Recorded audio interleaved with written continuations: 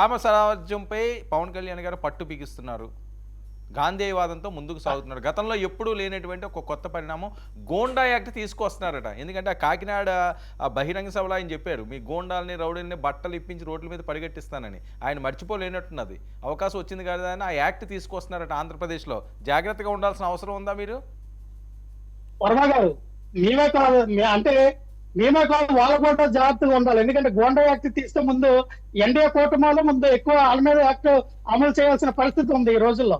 ఎందుకంటే గోండా యాక్ట్ వాళ్ళకే సరిపోద్ది. ఎక్కడ చూసినా ఆయన ఏమన్నారు, ఎవరైతే భూములు కబ్జా చేస్తారో వాళ్ళ మీద గోండా యాక్ట్ అన్నారు.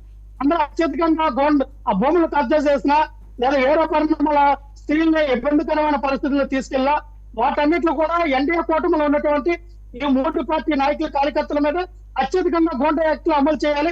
గోండా యాక్ట్ తీసుకొస్తే మాత్రం స్వాగతిస్తున్నాం. తీసుకురావాలి, మంచిదే.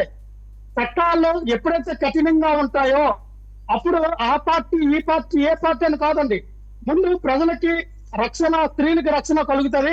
పవన్ కళ్యాణ్ గారు చెప్పినటువంటి గోండా యాక్ట్ తీసుకొస్తే ఖచ్చితంగా మేము మా పార్టీ తరఫున సాధారణ స్వాగతం పలుకుతాం. ఎందుకంటే ముందు చట్టాలంటే భయం లేదు.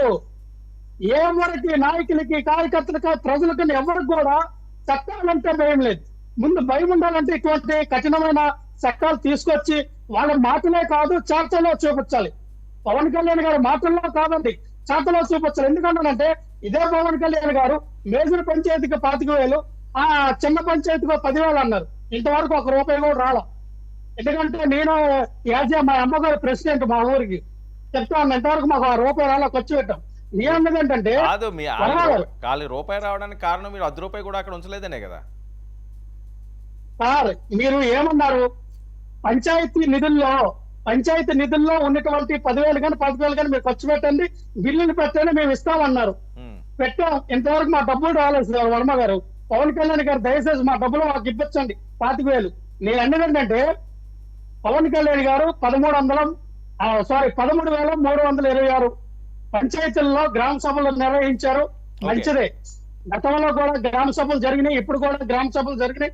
కానీ గ్రామ సభల్లో ఏదైతే పవన్ కళ్యాణ్ గారు కోరుకుంటూ ఉన్నారో అన్న అజయ్ గారు స్ఫూర్తిదాయకం, గారి కళలకు ఉన్నటువంటి కళల స్వప్నమైనటువంటి ఈ గ్రామాలు గ్రామాలే వెన్నెముక, గ్రామాల రాష్ట్రాభివృద్ధికి, దేశాభివృద్ధికి ఆ వెన్నెముక అని చెప్పినటువంటి పవన్ కళ్యాణ్ గారు